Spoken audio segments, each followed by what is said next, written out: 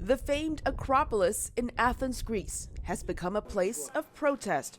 Tenzin, one of the activists holding a flag, is there to speak out against China. At the Acropolis, myself and Joey Sue were able to deploy two flags, a Tibetan flag and a Hong Kong Revolution flag, an expression of our identities that would be impossible back in Tibet, China, Hong Kong, East Turkestan, Southern Mongolia, and more. Human rights activists also briefly disrupted the Olympic flame lighting ceremony at the ancient site of Olympia, where the first Olympic Games took place. We do not think that the Chinese government is fit to hold these prestigious games, and that it is on us, people of the nation, people of the conscience, to bring about awareness and to fight for human rights and stand on the right side of history. The events in Greece mark the latest protests against the location of the 2022 Winter Games.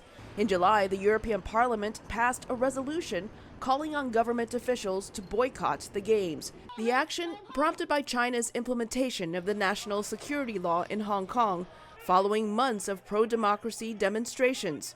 Chinese state media say the controversial security law aims to make Hong Kong safer.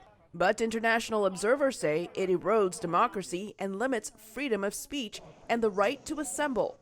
In May, U.S. lawmakers also pushed to move the Olympics to another location. If we can postpone an Olympics by a year for a pandemic, we can surely postpone an Olympics for a year for a genocide. This would give the IOC time to relocate to a country whose government is not committing atrocities. Human rights groups have blasted China for its detention of Uyghur minority Muslims.